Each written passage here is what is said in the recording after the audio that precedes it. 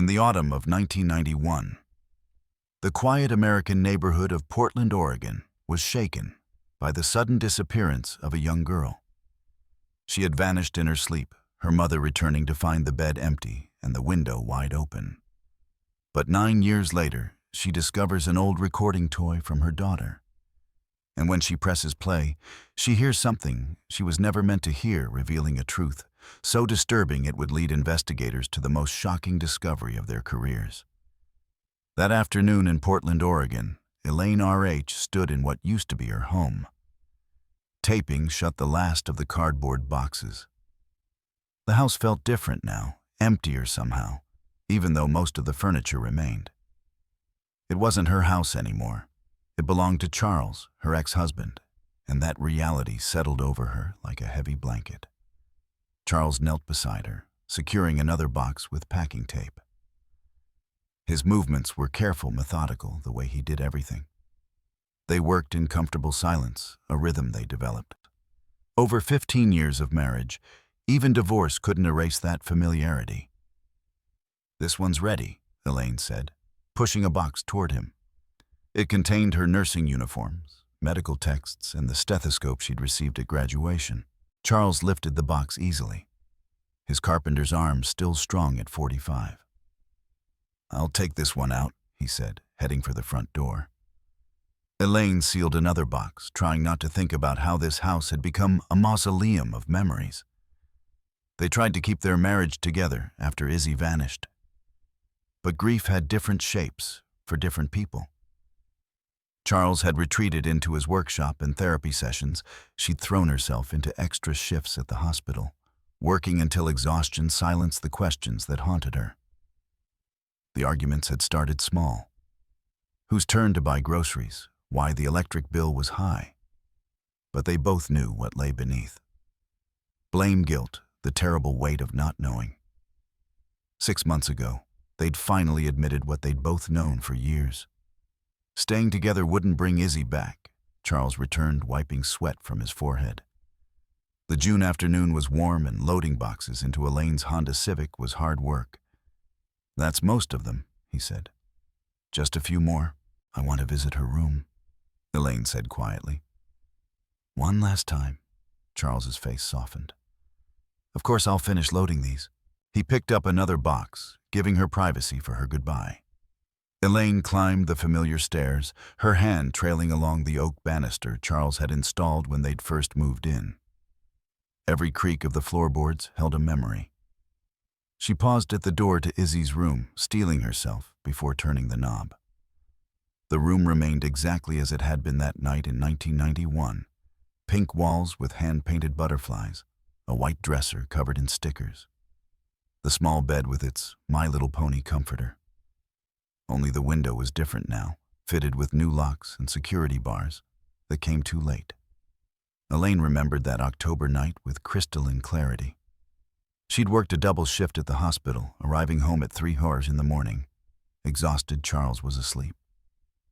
She'd checked on Izzy out of habit and found the bed empty. The window open, cool autumn air drifting through the curtains. The police had been thorough at first. Search dogs, helicopters, hundreds of volunteers combing the woods behind their neighborhood. They'd found nothing. No fingerprints, no footprints, no sign of struggle. Just a 5-year-old girl who'd vanished into the night. The case had grown cold despite the initial media attention. The FBI had been involved briefly, but without evidence of interstate trafficking. They'd withdrawn. Local police kept the case open, but had no leads to follow. Elaine approached the wardrobe where Izzy's photo sat in a silver frame. Her daughter smiled back, gap-toothed and bright-eyed, wearing the striped shirt and denim overalls she'd loved. Elaine kissed her fingers and pressed them to the glass. "Goodbye, baby girl," she whispered. Wiping her eyes, she left the room and headed downstairs. Charles was waiting by her car, the last boxes loaded. They stood facing each other in the driveway. Two people who'd once promised forever, now preparing for separate lives. "You'll be okay?" Charles asked. "I'll manage," Elaine said. "We both will." She got into her car and rolled down the window. Charles leaned in concern, creasing his face. You sure you want to take all this stuff? Your apartment isn't that big. If I need more space, I'll rent a storage unit. Elaine replied. It's not a problem. She paused, softening. Take care of yourself, Charles. We'll see each other around. Yeah, he said, stepping back. Drive safe. The 15-minute drive to her new apartment felt like crossing into another life. The building was a modest complex near the hospital, convenient for her night shifts. She'd rented a 2-bedroom on the second floor, 1 room for her, 1 for storage. Moving the boxes took hours. The building's wheeled cart helped, but she still had to make multiple trips. Her new neighbors watched curiously, but didn't offer help. That was fine. She wasn't ready for new relationships. By evening, cardboard towers filled her living room. Elaine collapsed onto her second-hand couch, exhausted. She should unpack her essentials, work-clothes, toiletries, kitchen items. Instead, her eyes kept returning to the box marked Izzy's favorites. Unable to resist, she pulled it toward her and carefully opened the flaps. Charles had packed it while she dealt with paperwork. She'd asked him to include things Izzy had loved most. Perched on top was a purple owl plush toy joined by Izzy's favorite unicorn and a collection of other dolls. Beneath them lay neatly folded dresses and pajamas, still carrying the faint scent of childhood Johnson's baby shampoo, and graham crackers. Scattered below were well-loved books with bent corners. Corduroy, where the wild things are the velveteen rabbit. Then Elaine saw it. The red and white cassette recorder, not the expensive Fisher-Price model Izzy had wanted for her 5th birthday, but a generic version from Toys Plus. They'd been saving for a new water heater that year. The compromise had seemed reasonable then. Elaine lifted the toy, surprised by its weight. The batteries were probably long dead. She found the battery compartment and discovered they'd leaked slightly, leaving crusty residue. After cleaning the contacts with a tissue, she inserted fresh AAS from her junk drawer. The play button clicked down with a familiar mechanical sound. Static filled the air. Then a small voice emerged. Testing, testing. This is Isabella Marie Rodes, and I'm 5 years old. Elaine's heart clenched. She hadn't heard her daughter's voice in 9 years. Tears ran down her cheeks as Izzy continued chattering about her day, her friends at preschool, the butterflies she'd seen in the garden. Then the recording shifted. Background noises, movement. Charles's voice, distant but clear. Izzy, come to the princess room when you're done. Remember what I promised? Once we're finished, we'll go to Toys R Us for that new My Little Pony. Elaine frowned. Princess room. She rewound and played it again. Charles's tone was different than usual, cajoling, almost wheedling. And Izzy hadn't been particularly interested in princesses. She'd preferred animals, dragons, unicorns, puppies. Maybe Charles had been trying to redirect her interests. Parents did that sometimes, encouraging children toward different toys. The promised My Little Pony made sense as a bribe for good behavior. Elaine searched through the box but found no pony figurines. Perhaps they were in another box, or Charles had kept them. Some nitty toys had been too painful to pack. She replayed the recording, listening intently to each word. Princess room, a strange phrase. Charles had never referred to Izzy's bedroom that way. Was it part of a game they played? A special nickname that had slipped her memory? After all, Charles had spent more of the daytime hours with Izzy. She set the recorder aside and began unpacking her personal belongings. Hours passed as she arranged her life into new spaces, dishes in unfamiliar cabinets, clothes in a smaller closet, photos on different walls. When she opened her filing cabinet to organize important papers, she realized something was missing. Her nursing license renewal documents weren't there. She checked every folder twice, then searched the boxes labeled with her name. Nothing.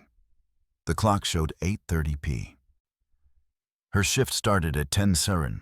Without those documents, she couldn't prove her credentials were current. The hospital administration was strict about paperwork. She dialed Charles's number from her new phone. He answered on the third ring. Elaine, everything okay? I can't find my nursing license documents, she said. I think I left them at the house. Would it be all right if I came by to look? Oh, a pause. I just left for my grief group therapy session. Won't be back until late. Elaine glanced outside. The sun was setting, painting the sky orange and pink. I really need them for my shift tonight. Could I use my key? Of course, Charles said. You know where everything is. Just lock up when you leave. Thanks, I appreciate it. No problem. Good luck tonight. Elaine hung up and grabbed her keys. The familiar weight of the house key felt strange now, a remnant of her old life. She should probably return soon. She left the unpacked boxes scattered across her living room and headed for her car. Elaine pulled into the familiar driveway. 15 minutes later, the house stood dark against the evening sky, windows reflecting the last rays of sunset. Strange how quickly a home could become just a building. She let herself in through the front door, flipping on lights as she moved through the house. Everything remained exactly where she'd left it hours ago. But the emptiness felt more pronounced now. The bedroom. Charles's bedroom now, she reminded herself, was at the end of the hall. She pushed open the door and switched on the overhead light.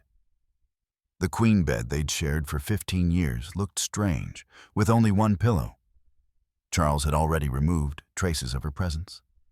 No jewelry dish on the dresser, no romance novels on the nightstand. The filing cabinet stood in the corner where it had always been. She opened the second drawer and found the manila folder marked medical licenses exactly where she'd kept it. The documents were all there. Her original license renewal forms, continuing education certificates. Relief washed over her. At least this wouldn't affect her work. She tucked the folder under her arm and did a quick scan of the room. Nothing else seemed forgotten. As she turned to leave, the cassette recorder's words echoed in her mind. Princess Room, the phrase nagged at her, a puzzle piece that didn't fit. She found herself climbing the stairs to Izzy's room again. The door creaked as she entered. Without the clutter of toys and clothes she'd packed earlier, the room looked larger, sadder. She walked slowly around the perimeter, running her fingers along the walls, half expecting to find some princess decoration she'd forgotten. Nothing. No castles, tiaras, or fairy tale imagery. She opened the closet door. Empty hangers clinked together in the slight breeze from time. Her movement, the wardrobe stood against the far wall. When she approached it, the old piece shifted slightly, tilting toward her. Without the weight of clothes inside, its structural problems were obvious.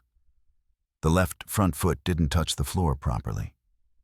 She examined the gap, noticing how the wooden floorboards had warped underneath. The room had been closed up so often since Izzy's disappearance, moisture had probably accumulated. Portland's damp climate was hard on old houses. The wardrobe wobbled when she tried to steady it. One good shove might topple it completely. She couldn't leave it like this. If it fell in the night, Charles might think someone had broken in. The last thing he needed was that kind of scare. She checked her watch. 30 p.m. Harrison's Hardware stayed open until 8. She could grab some wooden shims to level it out, do a quick fix before her shift. The phone rang downstairs, sharp in the quiet house.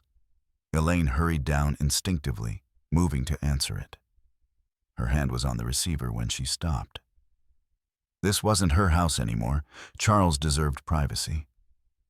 Whatever calls came here were no longer her business.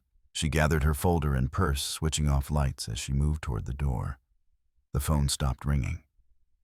After a pause, the answering machine clicked on. Charles's recorded voice said, "You've reached the Rhodes residence. Please leave a message."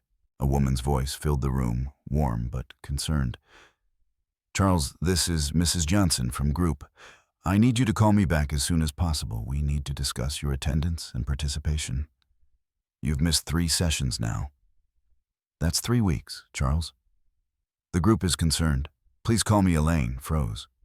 3 weeks. But Charles had just told her he was at therapy. Every Tuesday evening for the past 5 years, he'd attended his grief counseling group. It was one of the few constants in their lives after Izzy. Mrs. Johnson had been their rock during the worst times. A trained therapist who specialized in parental loss. She'd started the group specifically for parents of missing children. Elaine had attended for 2 years before the sessions became too painful. Why would Charles lie about attending? Where had he been going every Tuesday? She wanted to call Mrs. Johnson back, but that would be overstepping. Whatever was happening with Charles wasn't her responsibility anymore. Still, concern gnawed at her. They'd promised to remain friends to support each other, even after the divorce. Elaine locked the front door and walked to her car. The Honda had come with an expensive car phone installed by the previous owner, a luxury she'd kept for emergencies. She picked up the bulky handset and dialed Charles's number. The evening air had cooled, bringing the scent of pine and distant rain. Streetlights flickered on along the quiet suburban street. This neighborhood had been their dream when they'd bought the house 10 years ago. Safe, family-friendly, good schools. Now it was just another place where Izzy wasn't. The phone rang in her ear, once, twice, 3 times. She almost hung up. Then Charles answered. "Hello." His voice sounded strained, breathless. "Charles, it's me." Elaine said, "I just wanted to check in. Where are you? Are you at therapy?" Silence stretched between them, broken only by static on the car phone line. "Charles," she said, "can you hear me?" "Yes, Charles stuttered. "I mean, no, but I'm on the way there." His words tumbled out quickly. "I went to pick up Matthew. You know he lives quite far from here, but we plan to attend the session together. I'll be 15 minutes late."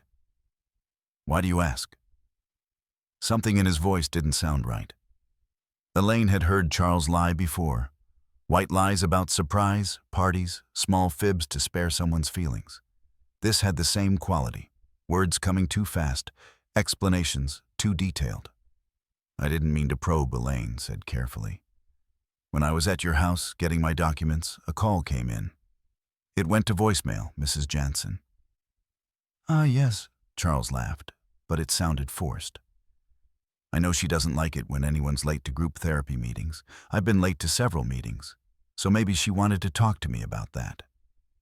Late was different from absent. 3 weeks of missed sessions wasn't the same as arriving 15 minutes after start time.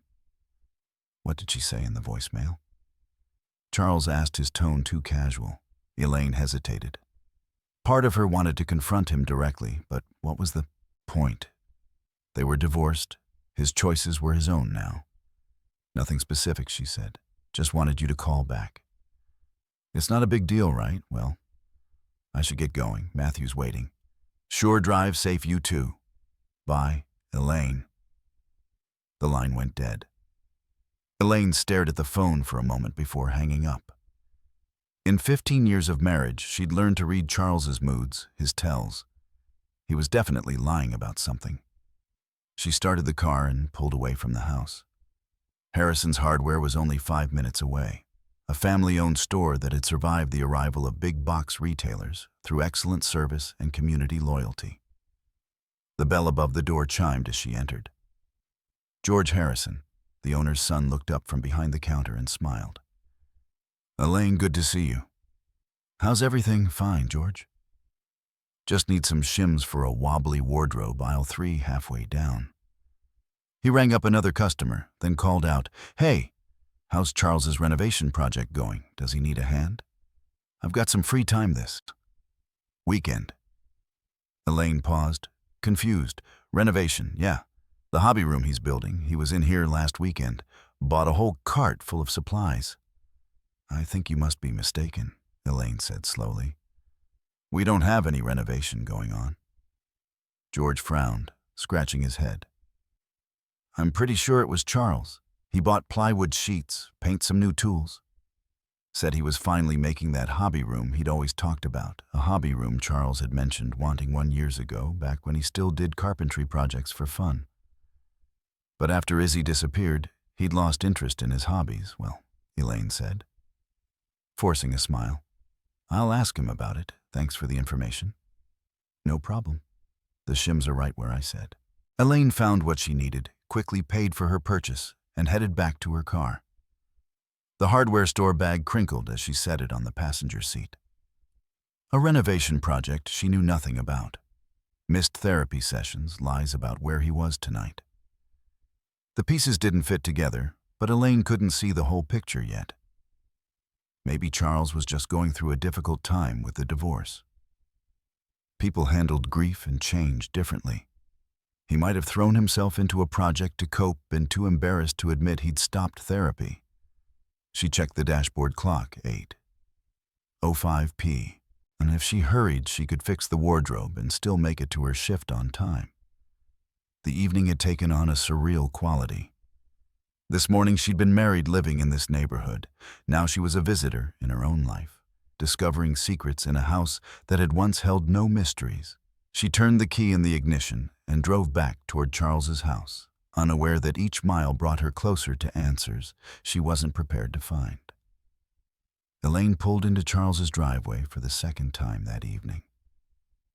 The hardware store bag rustled as she gathered it, along with her purse.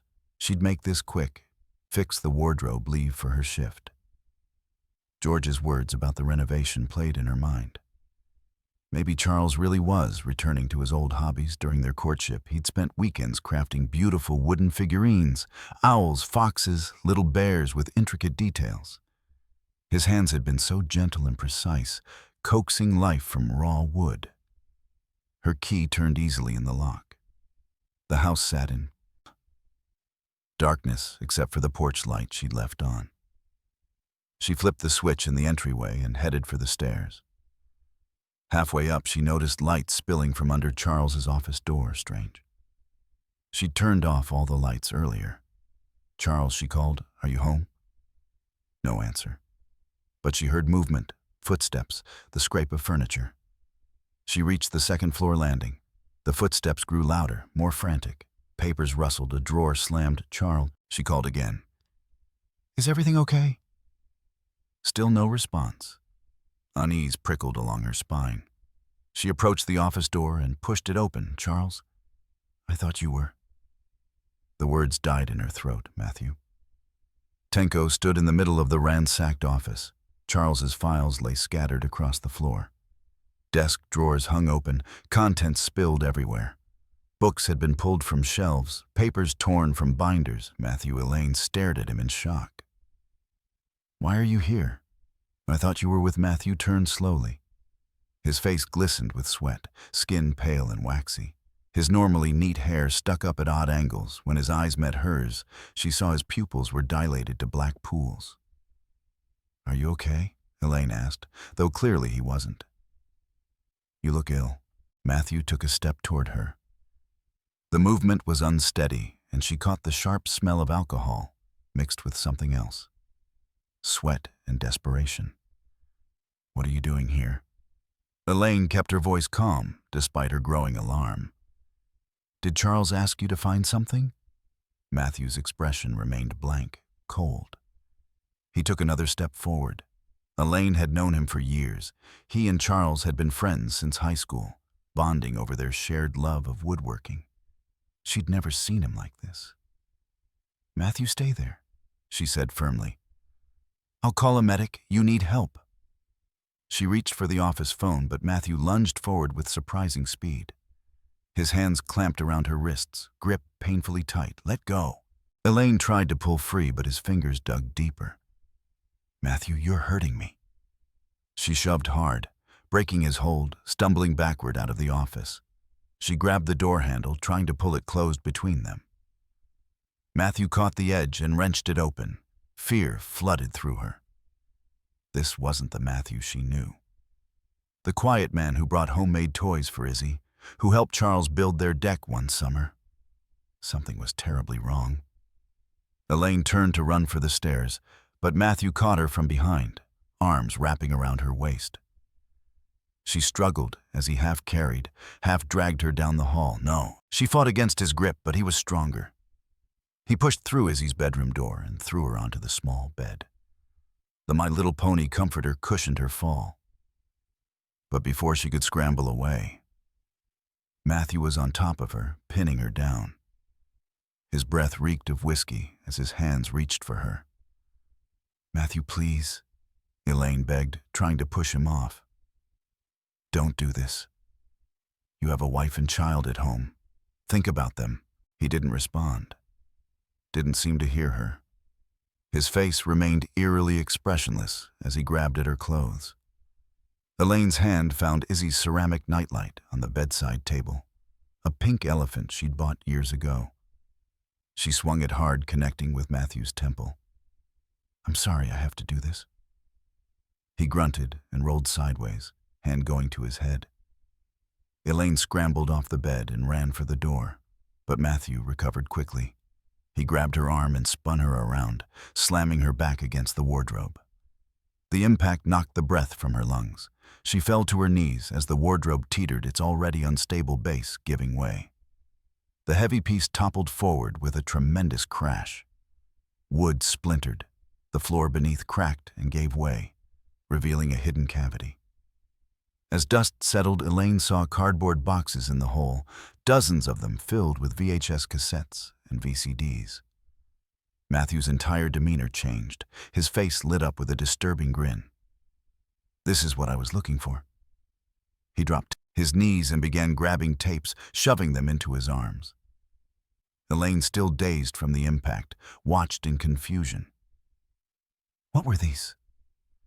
Why were they hidden under the floor? "Stop!" She lunged for Matthew, trying to prevent him from taking whatever these were. Her hands knocked several cassettes from his grip and they clattered across the floor. Matthew cursed and gathered what he could carry, clutching the tapes to his chest. He pushed past Elaine and ran from the room. Footsteps thundering down the stairs. "I'm calling the police!" Elaine shouted after him, her voice shaky but determined. She heard the front door slam. Through the window, she watched Matthew stumble down the driveway, still clutching his stolen prizes. He didn't look back, didn't seem to care about her threat.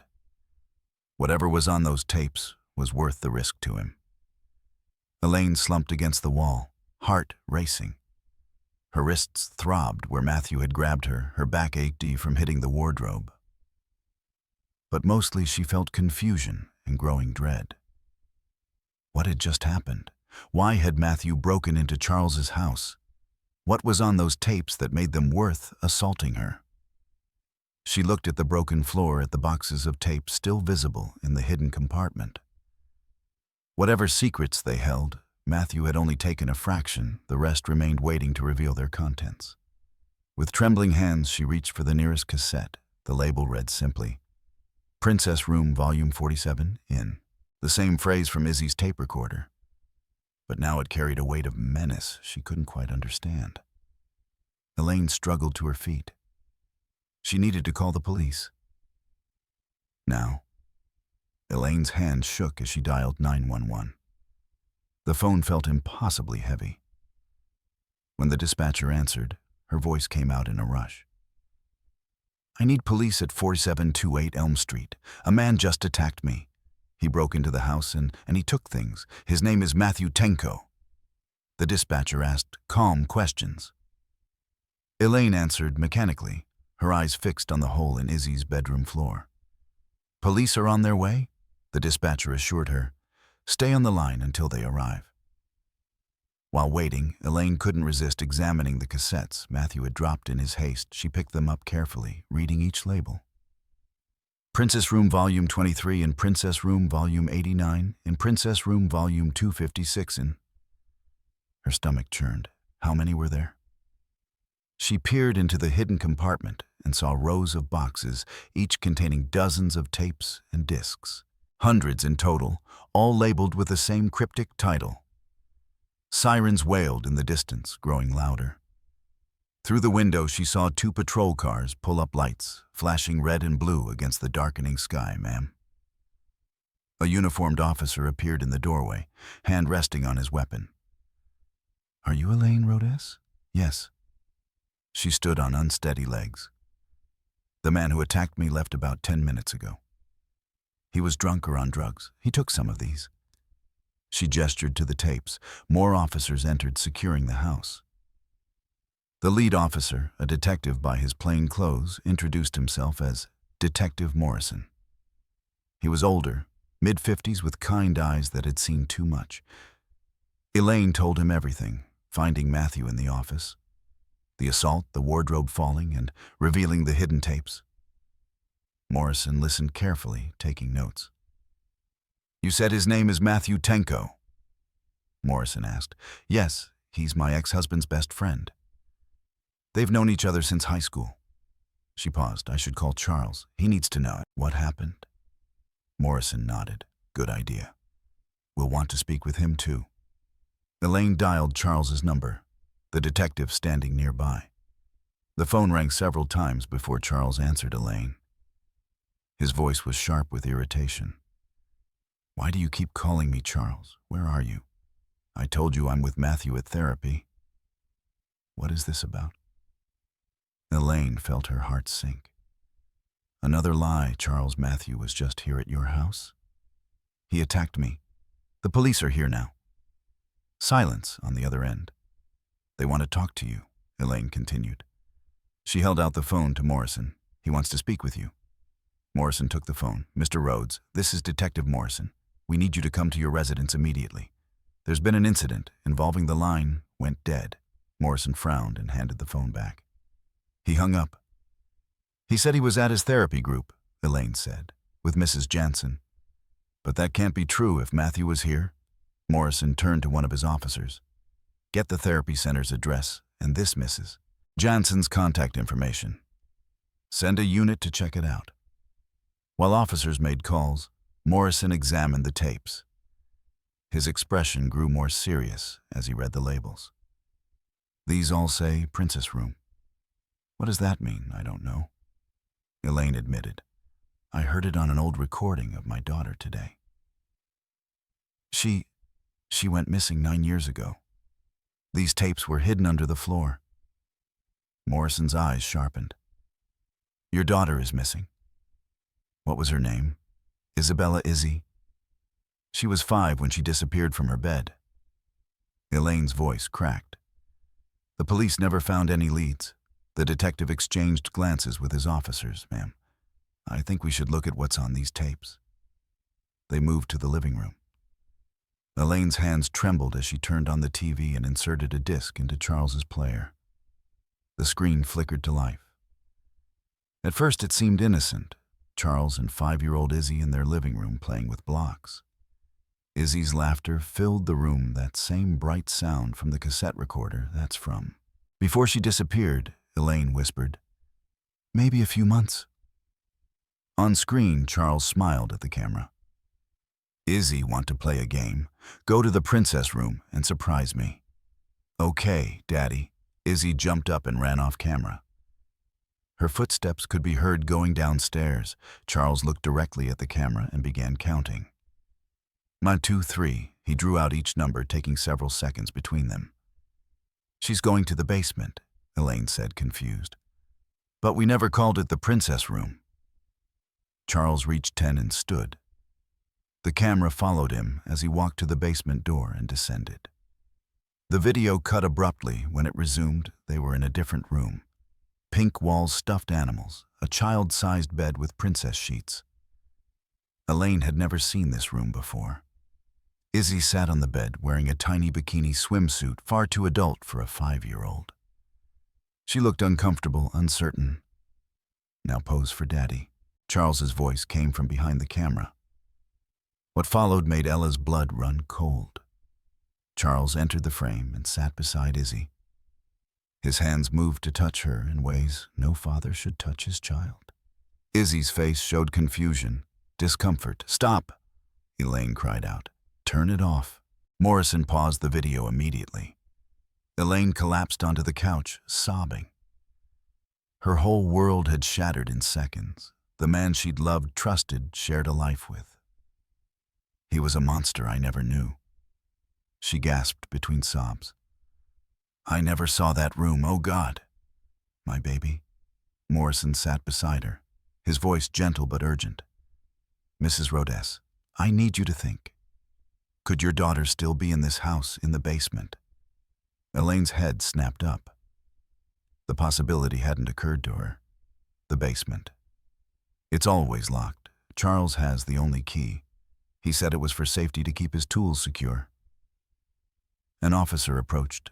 "Detective, I spoke with Mrs. Jensen. Charles Rodess hasn't attended therapy in 3 weeks. He's not there tonight." Morrison stood. "That's probable cause. We're going into that basement." He turned to his officers. "Get the breaching tools from the car. We're going through that door, yes," Elaine said firmly, wiping her tears. "Do it. If there's any chance she's—" She couldn't finish the sentence. 9 years. Could I have been in the basement for 9 years? Officers returned with heavy tools, a battering ram, and crowbars. They moved toward the basement door, a solid oak barrier that had always seemed excessive for an interior door. "Stand back, ma'am." Morrison instructed Elaine, pressed against the far wall, heart pounding. After all these years of not knowing, of grieving, of slowly accepting that Izzy was gone forever. Could the answer have been beneath her feet all along? The first blow from the battering ram shook the entire wall. The door held firm. Charles had reinforced it, she realized, made it stronger than necessary, another piece of the horrible puzzle falling into place. Again, Morrison ordered. The second impact cracked the frame. The third sent splinters flying. On the fourth blow, the door gave way with a tremendous crash. The basement door gave way with a final crash, revealing wooden stairs descending into darkness. An officer found the light switch and flipped it on. Fluorescent bulbs hummed to life, illuminating a surprisingly organized space. Morrison led the way down, weapon drawn, followed by 3 officers.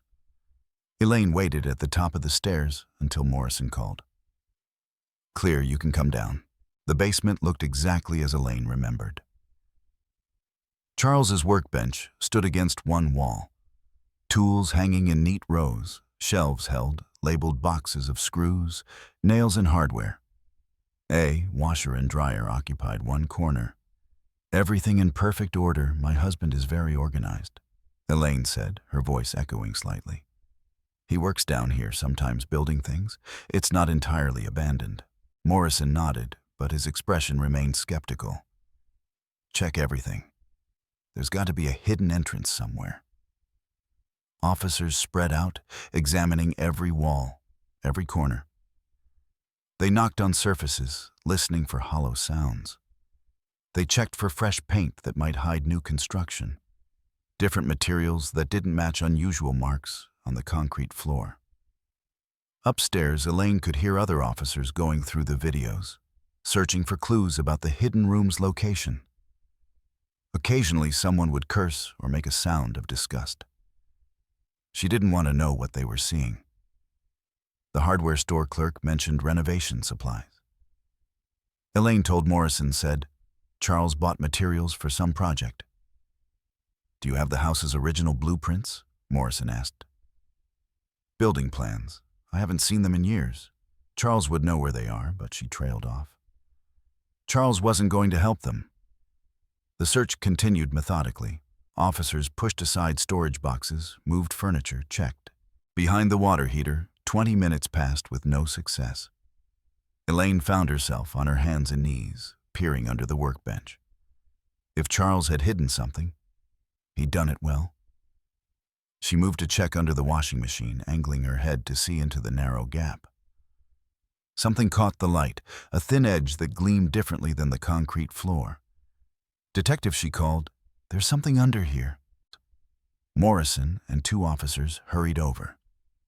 Together they gripped the washing machine and pulled it away from the wall. The dryer followed, scraping loudly across the floor. A disc lay where the washer had been covered in dust. Morrison picked it up carefully. The label reads, "Room Volume 331. In.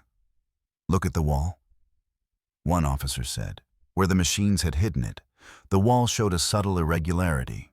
A section of drywall didn't quite match the seam, cleverly disguised, but visible now. They knew where to look. Morrison ran his fingers along the edge, found a hidden latch. The false panel had been masterfully crafted, nearly invisible when closed. "Stand back," he ordered. The latch was locked, Morrison tried to force it, but it held firm. An officer handed him a crowbar. Metal scraped against metal. Then the lock gave way with a snap. The panel swung open. Behind it, a narrow passage stretched into darkness. Pink fairy lights ran along the ceiling, unplugged, but clearly meant to illuminate the way. The smell hit them immediately: mildew, metal, and something else. Human habitation in a confined space. Morrison found where the lights plugged in and connected them. Pink glow filled the passage, revealing walls covered in soundproofing material. The corridor was barely wide enough for one person. "Jesus Christ," an officer muttered. They moved through single file, Morrison leading. The passage extended about 20 feet before ending at another door. This one was painted pink, with princess stickers decorating it. Morrison tried the handle, locked. He knocked firmly. Police opened the door. Silence. He pressed his ear against the wood, shook his head. The soundproofing made it impossible to hear. Inside, he raised his fist to knock again when the lock clicked. The door opened a few inches, and a young voice called out cheerfully, "Daddy, you're early." The door swung wider, revealing a teenage girl. She wore a pink nightgown, her blonde hair long and tangled. Her smile froze when she saw Morrison and the officers behind him. A scream tore from her throat, high and terrified. She stumbled backward, hands over her face. No, you're not real," Daddy said. "Everyone's dead." Elaine pushed past the officers. Even after 9 years, even with the changes from child to teenager, she knew her daughter instantly. "Izzy!" She rushed forward, tears streaming. "Darling, it's Mommy. It's me." The girl pressed against the far wall, shaking her head violently. "No, my mom died. Everyone died," Dad said. "The world ended and it's just us." Elaine dropped to her knees, holding out her arms. "No, sweetheart, that's not true. I've been searching for you all this time. I never knew you were here," Daddy Izzy screamed. "Daddy, help! Where are you?" "Please," Elaine begged. "Look at me, really. Look at me." Morrison quietly motioned his officers to stay back, giving mother and daughter space. He pulled out a pen and handed it to Elaine. Understanding immediately, Elaine took the pen and began drawing on her own hand, a simple butterfly with a smiley face. The same design she'd drawn countless times when Izzy was small. "Remember this?" she said softly. "You used to ask me to draw it every time the old one washed off. You called it your happy butterfly." Izzy's eyes fixed on the drawing. Her breathing slowed, recognition dawned slowly like sun breaking through clouds. "Mommy." The word came out broken, uncertain. "But Daddy said," "I know what he said, darling, but he lied. I'm here. I'm real." Elaine opened her arms again. This time Izzy flew into them. They held each other, both sobbing. Elaine breathed in her daughter's scent, felt her solid warmth, alive. After all these years alive, Morrison and his team entered the room carefully. The space was small, maybe 10 or 12 feet, pink walls, princess decorations, everywhere. A single mattress on the floor with Disney sheets, toys scattered about, some age, appropriate for a teenager, others clearly from when she was younger. A small TV sat in one corner with VCR and disc players. A tripod stood nearby. Camera mount, empty professional lighting equipment, coloring books and crayons. A narrow drawer built into the wall. Probably how food was delivered. In the closet, officers found things that made them exchange dark looks. Adult toys, lingerie in child sizes, video equipment, tools whose purpose was all too clear. "We need medical," Morrison said quietly into his radio. "And confirm all units are searching for Charles Rhodes and Matthew Tenko. Rhodes is now primary suspect in child abduction and abuse." Paramedics arrived within minutes. They approached Izzy gently, explaining they needed to check her health. She clung to Elaine but allowed the examination. Outside in the ambulance, away from the pink prison, Izzy sat between Elaine and a female paramedic. She seemed dazed, overwhelmed by the sudden expansion of her world. "I thought everyone was dead," she kept repeating. "Dad said there was a war. Nuclear bombs. He said we were the only ones left." She looked at Elaine with eyes too old for her, 14 years. "He said I needed to have a baby to save the human race. But I never got pregnant. I felt so bad." Like I was failing, Elaine's stomach turned. She forced her voice to stay calm. "Sweetheart, have you gotten your period yet?" "Yes." 2 years ago, Dad was so happy," he said. "Now we could really start our new world." The paramedic made notes, her face carefully neutral. "Izzy, do you have any pain, any itching or discomfort anywhere?" "No." Izzy seemed puzzled by the question. "Why is everyone so scared?" "Dad lied, I know. But he always loved me. He said what we did was beautiful, that I was meant for him." Elaine bit back a sob. 9 years of grooming, manipulation, abuse disguised as love. Her baby girl had no concept of how wrong it all was. She took Izzy's hands gently. "Sweetheart, what your father did wasn't right. Adults shouldn't do those things with children. That kind of intimacy is only for grown-ups who choose each other like husbands and wives." "But I love Daddy," Izzy protested, confusion clear in her voice. "I know you do. But there are different kinds of love. The love between a parent and child is supposed to be protective, safe. What he did that wasn't love, baby. It was wrong." Izzy fell silent, processing this new information. The paramedic finished her initial examination. "She appears stable," she told Elaine quietly, "but she'll need a full examination at the hospital." Given the circumstances, Elaine nodded. She understood. They needed to check for pregnancy diseases, physical damage, the full horror of what her daughter had endured. Morrison approached the ambulance. "We need to take you both to the station for statements. The medical team says it's not an emergency, so we can do that first if you're willing." Elaine looked at Izzy, who seemed lost in thought. "Yes, let's get this done." As they prepared to leave, Elaine realized the twisted logic of Charles's plan. The arguments, the push for divorce. He'd wanted freedom to live his sick fantasy without interference. He'd kept their daughter prisoner while Elaine slept upstairs, worked her shifts, lived her life believing Izzy was gone. The pink fairy lights still glowed in the basement as they left, marking the path to a nightmare that had lasted 285 days, 9 years of a child's life, stolen, twisted, corrupted. As they stepped outside, Morrison opened the back door of the patrol car. "Mrs. Rhodes, Isabella, please get in. We need to take you to the station." Elaine helped Izzy into the back seat, following close behind. The girl pressed against her mother, still bewildered by the sudden change in her world. The medical team had cleared them for transport, though Izzy would need comprehensive examinations later. Officer Chen sat in the driver's seat, adjusting his radio.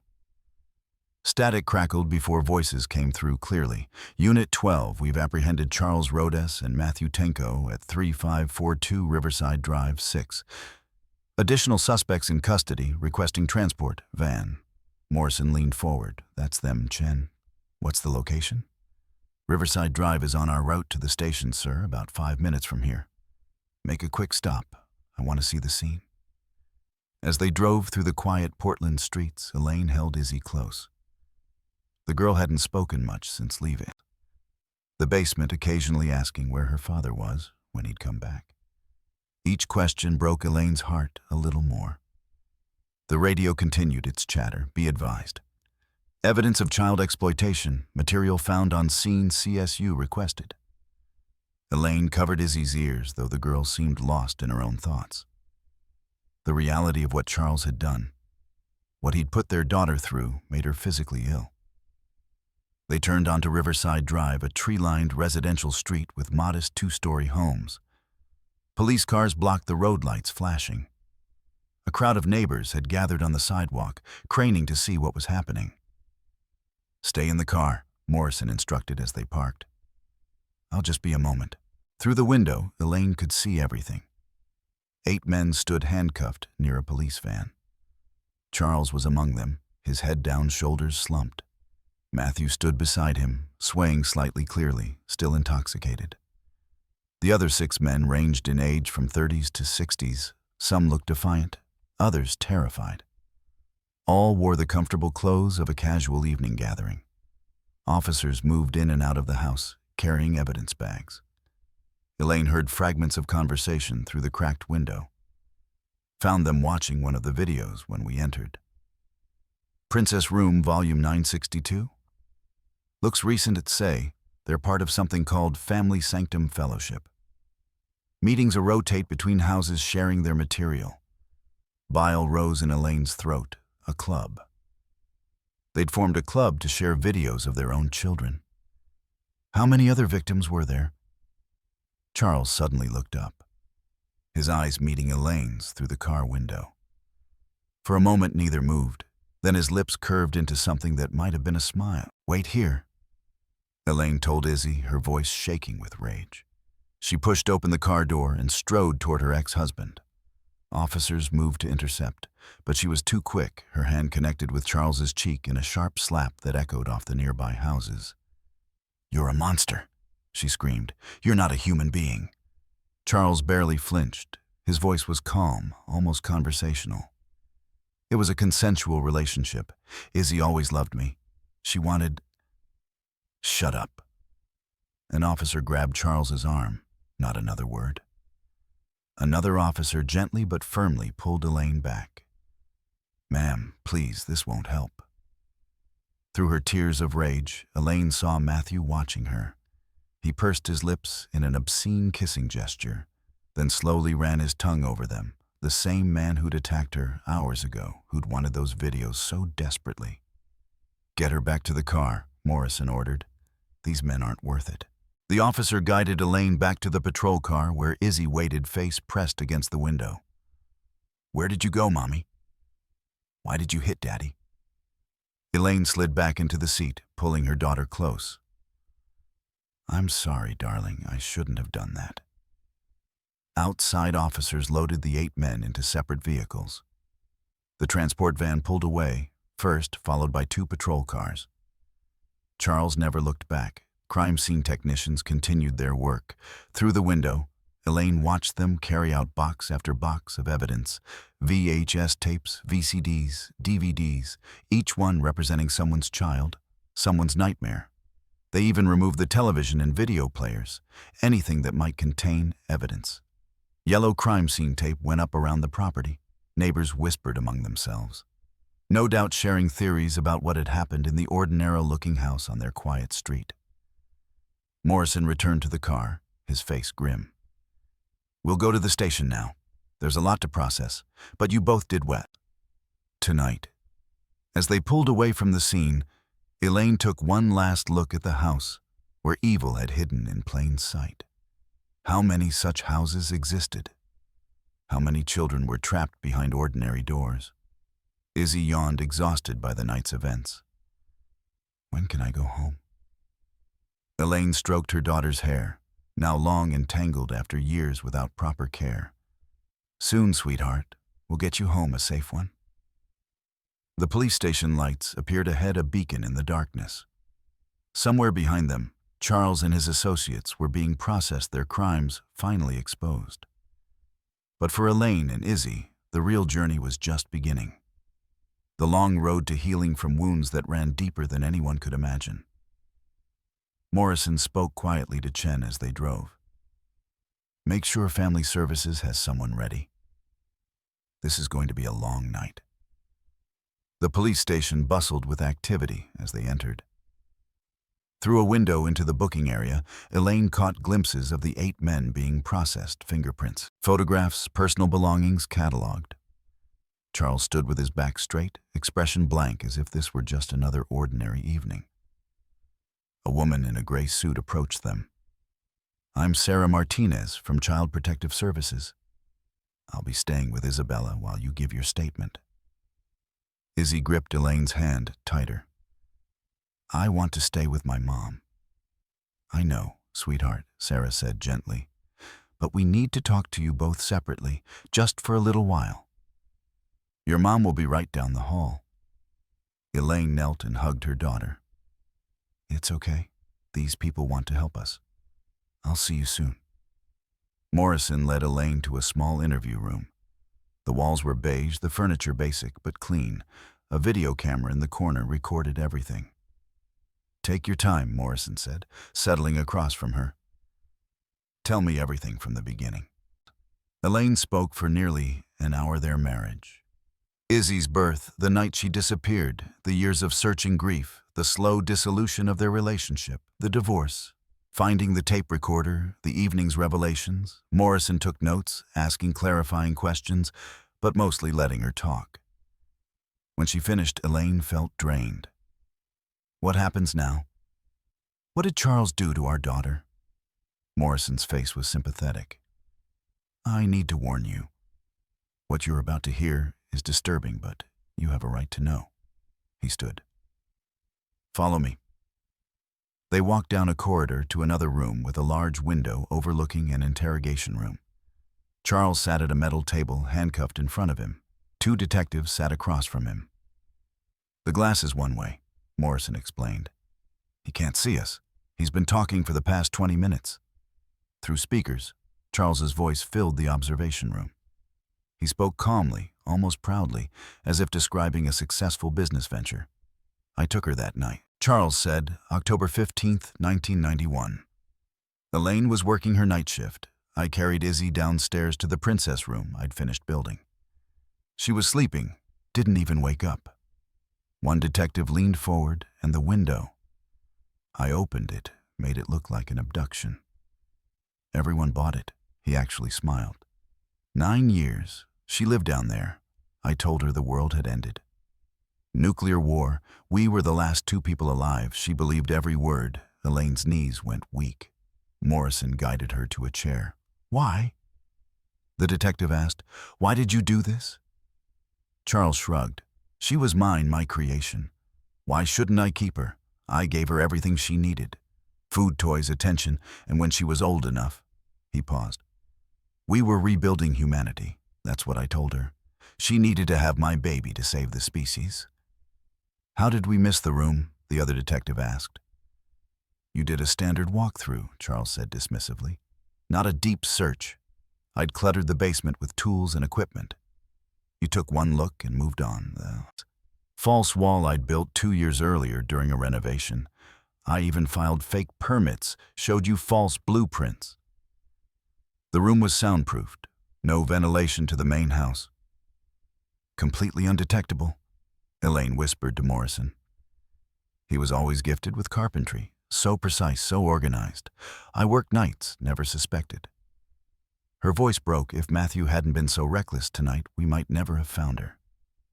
Morrison nodded grimly. "Let's go back. You've heard enough." In the interview room, Elaine sat heavily. "What about Matthew? Why did he break in?" "Matthew? Tenko has been very honest," Morrison said. "When we raided the house, he was ranting about Charles. Apparently, there's been rivalry between them for years." He consulted his notes. In their sick group, Charles was the star. He made the most videos, had the most compliant victim. The others would take turns sharing their material, but Charles's videos were always requested as a bonus. He was proud of that status. Elaine felt sick. Her daughter reduced to entertainment for monsters. Matthew became obsessed. Morrison continued. He developed desires for Izzy, but couldn't find where Charles kept her, so he decided to steal the video collection. He broke in through the back door tonight. Didn't expect you to be there. He attacked me, Elaine said quietly. Tried to, we know. He confessed to that too, said you reminded him of Izzy. Morrison's voice was gentle. Mrs. Rodess, your daughter is going to need extensive therapy. She may seem okay on the surface, but 9 years of psychological manipulation and abuse. There will be deep trauma. I know, Elaine said. But she's alive, we have a chance. Morrison stood. Let's reunite you with your daughter. They found Izzy in the corridor with Sarah Martinez. The girl jumped up when she saw Elaine mommy. They embraced, both crying. Elaine breathed in her daughter's scent, still amazed. She was real alive here. An officer will escort you to the hospital soon, Sarah said. For the examination we discussed. They moved to a quiet waiting room. Izzy curled against Elaine on a worn couch. For a while, neither spoke. The weight of everything that had happened, everything that would need to happen, pressed down on them. Then Izzy began to cry. Not the confused tears from earlier, but deep, wrenching sobs. The officer told me everything, and I think they were right. Dad lied to me, she gasped. About everything. The world didn't end. You weren't dead all those years. She looked up at Elaine with devastated eyes. Why did he do that to me? Elaine held her tighter. I don't know, baby. Sometimes people we trust do terrible things. It wasn't your fault? None of it was your fault. But I loved him, Izzy whispered. Even when I thought I was helping save the world. I feel so stupid. You're not stupid. You were a child who believed what you were told by someone who should have protected you. Elaine stroked her daughter's hair. We'll get through this together. It won't be easy, but we're both strong, stronger than we know. They sat in the waiting room as the station quieted around them. Somewhere Charles and his associates were being processed into the system that would hopefully keep them away forever. But for Elaine and Izzy, the focus had shifted from the past to the future. We'll need a new home, Elaine said softly. Somewhere fresh, and you'll go to school, make friends, have a real life. Izzy nodded against her shoulder. Will it? People hate me. Is it going to be painful moving on? No, Elaine said gently. Time helps, talking helps, love helps. The pain will ease, and you'll create new memories to soften the old ones. And as for people, not everyone needs to know what happened. You get to choose who's worthy of your trust, who you share your story with. An officer appeared in the doorway. The escort to the hospital is ready. They stood together, hands clasped, as they walked through the police station. Elaine thought about the long journey ahead, medical examinations, therapy sessions, legal proceedings, learning to trust again, to live without fear. Teaching Izzy about the world she'd been denied. But they would face it together. Love, real love, protective and nurturing, would light their way. The darkness Charles had created couldn't extinguish that. In the end, that was the lesson. Evil might hide behind familiar faces in ordinary houses, wearing the mask of love, but true love endures. It searches through 9 years of darkness. It breaks down false walls. It refuses to give up hope. As they reached the station doors, Izzy squeezed Elaine's hand. I'm scared, Mom. Me too, Elaine admitted. But we're together now, and together we can face anything.